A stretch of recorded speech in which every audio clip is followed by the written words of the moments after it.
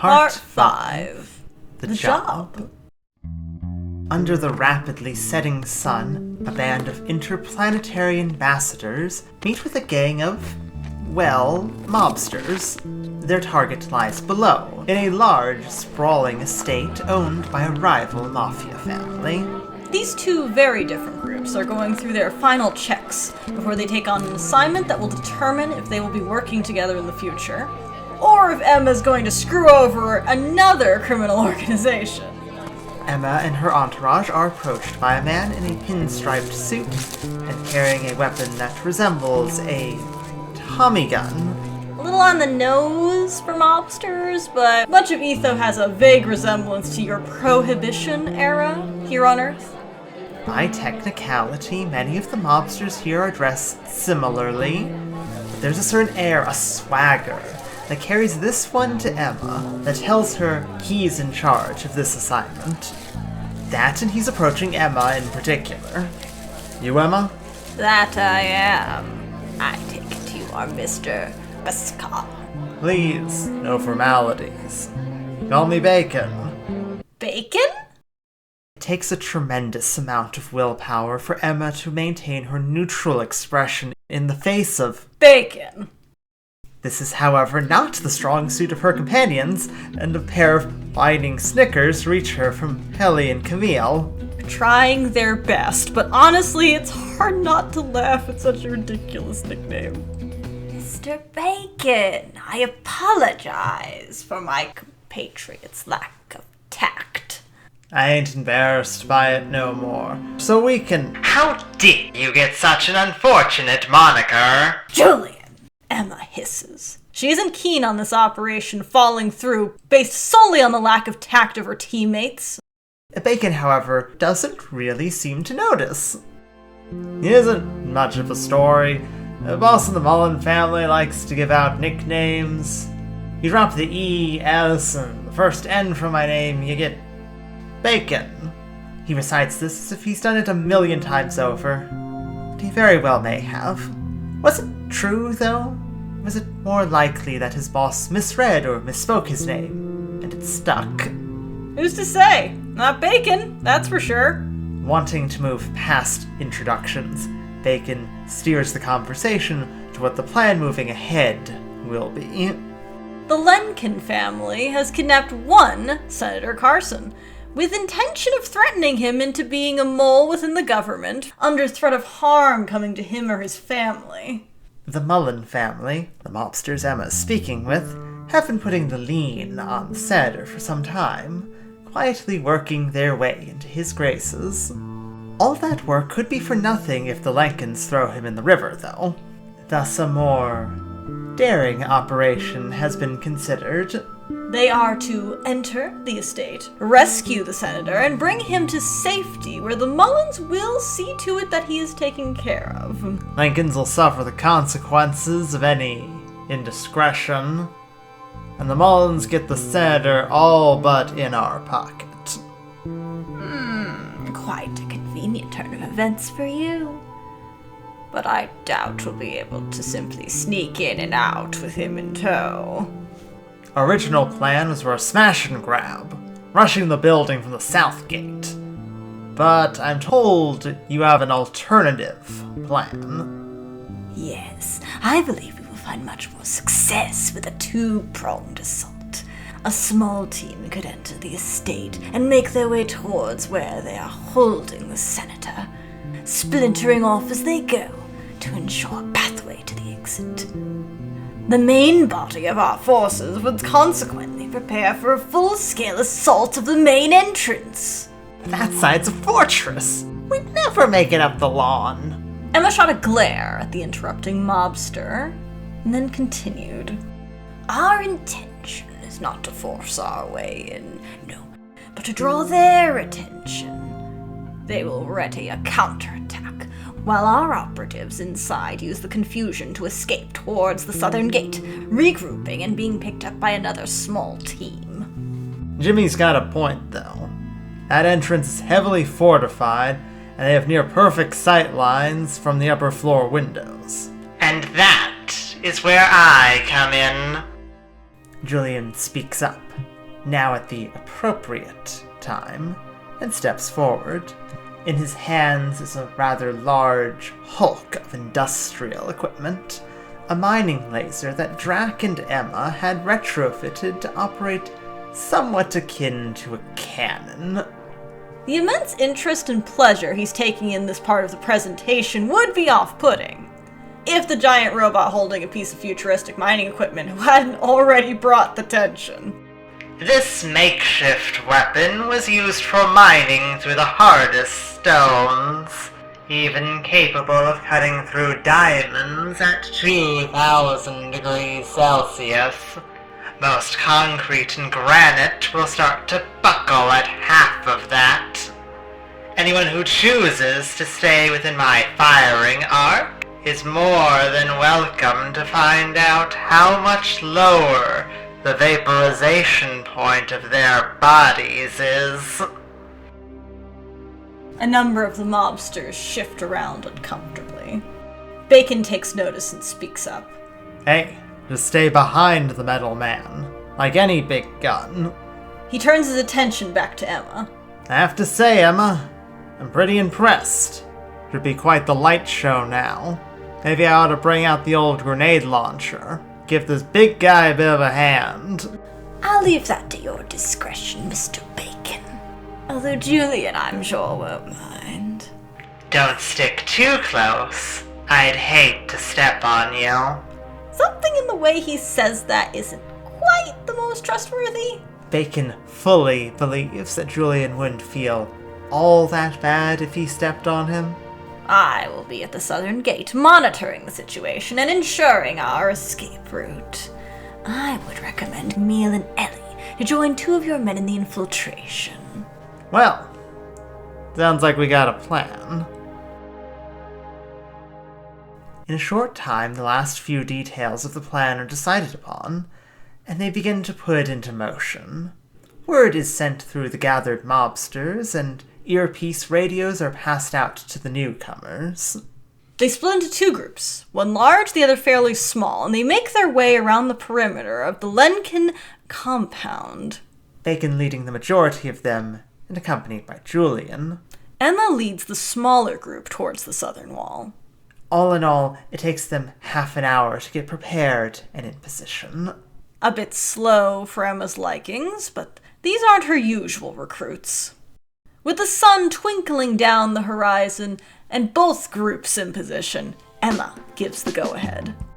South team, you have 30 seconds starting now. The southern team scales the wall, quickly and quietly, ducking just out of sight before their opening closes. Dodging between patrols, they make their way towards the main building. Blueprints of the building imply that a prisoner would likely be kept in one of the centermost bedrooms. One of the two mobsters takes the lead, and within a few seconds has the door into the building picked, and they've disappeared inside. Emma takes her seat in one of the Mullen cars and monitors their progress through a small tracking device that she has set in both Camille and Ellie's body armor.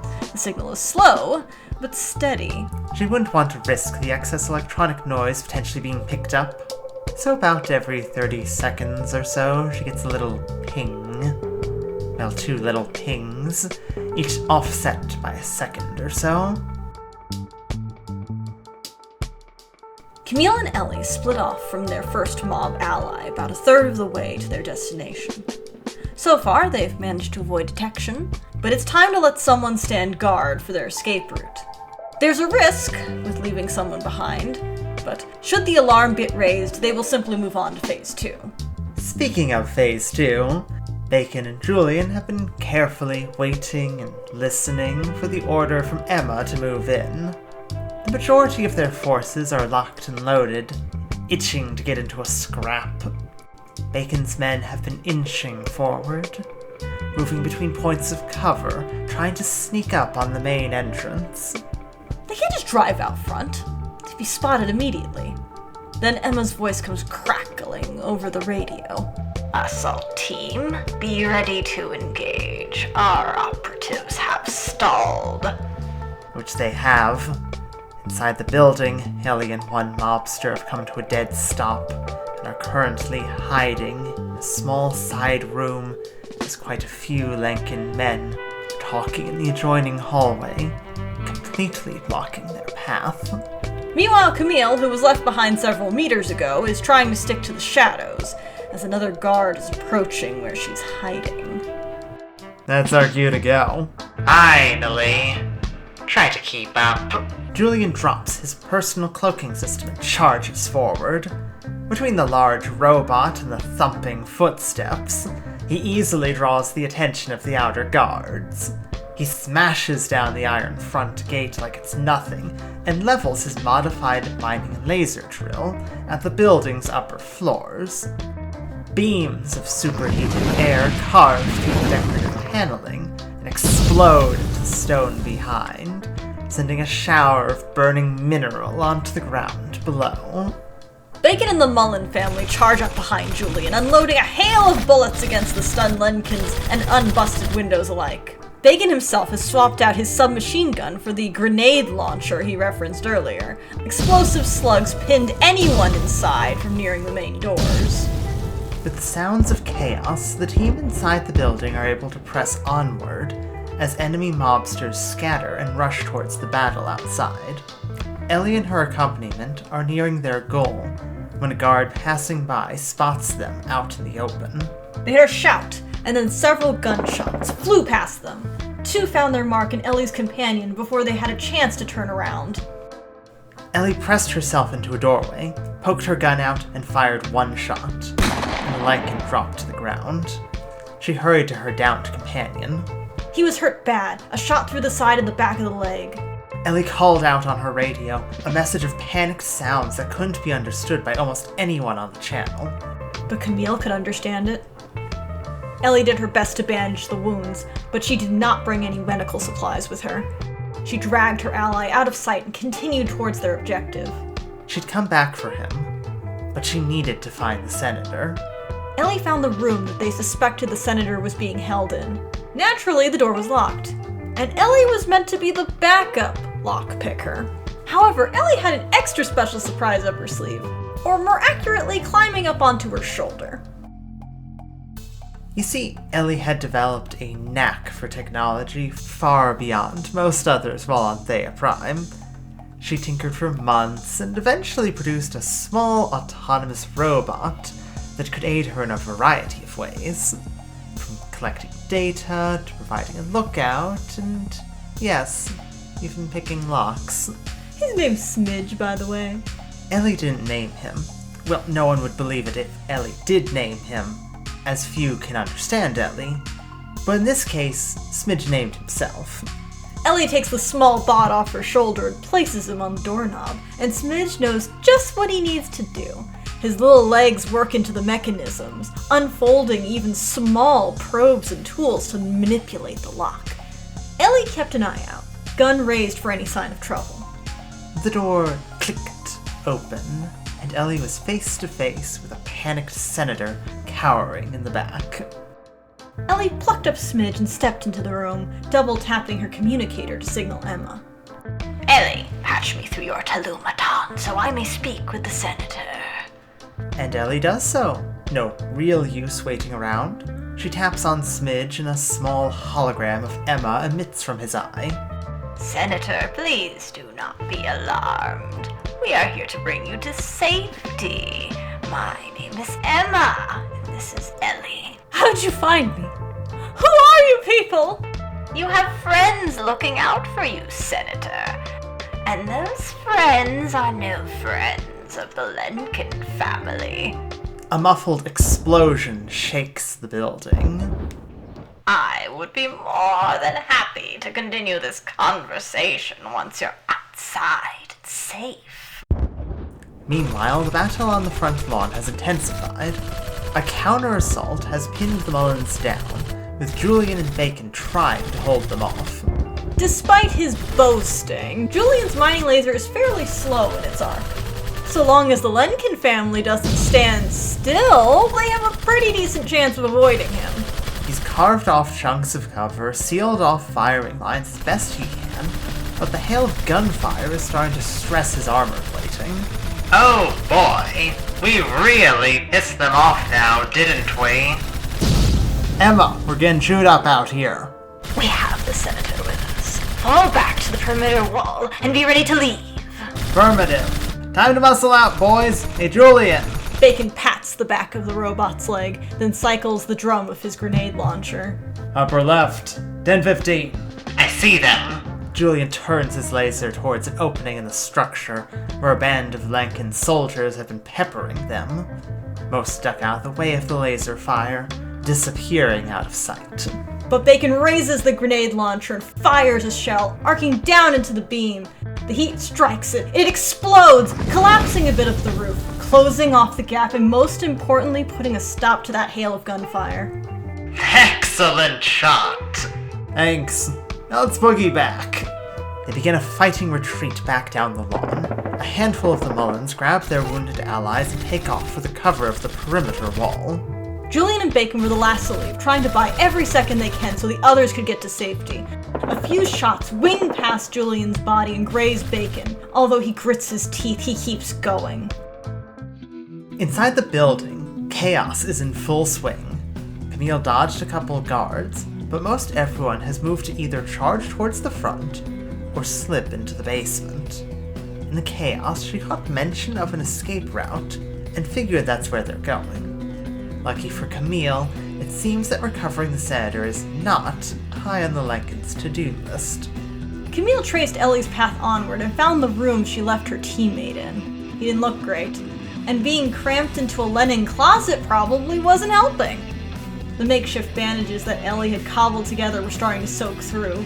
She grabbed another set of sheets from the shelf and wrapped them as tight as she could around the failing bandages. Having done what she could, Camille hefted the man onto her shoulder.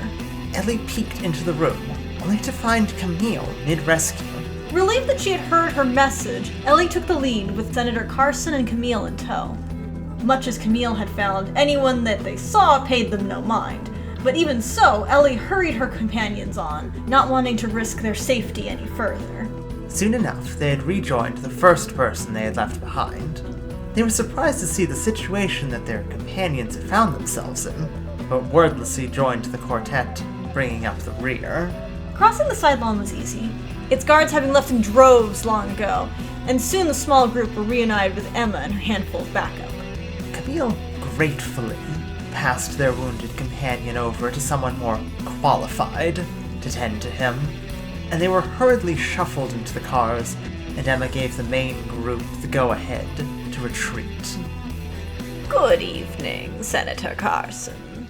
I hope the unpleasantness of tonight hasn't left you harmed. I'm fine. I want some answers, though. Who are you people? How did you find me? As I've told you before, you have friends out here. Friends who wouldn't want to see you harmed. While a quiet rescue would have been preferred, we only had a limited time to respond. I doubt your captors had informed you. Told me what? You were going for a swim tomorrow morning. Emma leaned forward, letting the venom drip from her words. It sent a shiver down the man's spine. And was a complete lie. The plan hadn't gone off without a hitch, but she expected as much. As long as they had gotten the senator in one piece, she had her bargaining chip. A rough extraction simply meant that they had risked so much more. They hadn't just freed him, they had saved his life. The nervous look on his face told her that she had gotten the point across. But don't worry. We'll keep them away from you and your family.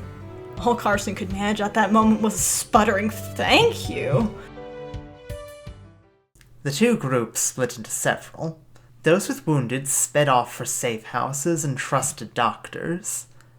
A handful of cars and one truck carrying Julian rendezvoused at a meeting spot. There, Senator Carson was taken off to be reunited with his family, and the Mullen family ensured his safety as he was taken away. It became obvious why so many had stayed behind, as Emma recognized Ardwin stepping out of a car already parked here. She joined Ardwin and Bacon to discuss the operation, the good and the bad. Several of the Mullins were injured in the battle, and it wasn't clear if they'd survive the night, even getting medical attention as soon as possible. Bacon was impressed in Ellie and Camille's actions to save their companion, and said that their makeshift bandages might just buy him a chance at surviving. Julian, on the other hand, was quite a bit worse for wear. His armor plating took a beating from drawing most of the Lankan fire. The damage wasn't affecting his core systems, but he wouldn't be in a state to fight anytime soon. Two details he was quick to both assure people of and complain about. Repairs could take days to weeks. He wasn't keen on how long it'd take. He was happy that the damage was essentially superficial. Senator Carson was safe, and Ardwin was sure that he would be willing to talk and work with them so long as they used a gentle hand. Emma was quite sure that her additional prodding would certainly grease those wheels as well, although she kept that part to herself. This has struck a blow to the Lankan family, and is almost certain to cause retaliation once they regroup and send word to their leaders. Of course, this was expected. The Mullen family intended to move with or without Emma and company. With the technology coming from this deal, however, they should be able to adapt something to keep an edge. Should this partnership even prove as fruitful as Emma would hope, perhaps they might even consider trading more modern technologies, even weapons. She'll have to wait and see how things develop. Finally, they come to the reason that any of them are here. It comes down to this. Emma watches Bacon and Ardwin discuss the operation off to the side. They're making a show of consideration, of debate. But she knows what the answer is. As if it hadn't been decided the moment Ardwin stepped out of his car. Miss Wolf? Yes, Mr. Giles. Emma doesn't move. Not because she can't approach them, although she really doesn't want to. It's about power and authority. She came to them for a deal, and now they have to come to her for the agreement. And they follow through, both approaching to stand opposite to her. Ardwin Giles has even drawn up some paperwork from a little briefcase he was holding. Camille, Ellie, and Julian pause their discussion to focus towards the trio. I spoke with our friend here. He gestures to Bacon, and we agreed that your performance exceeded all expectations. Manner of speaking, you passed the test. Excellent.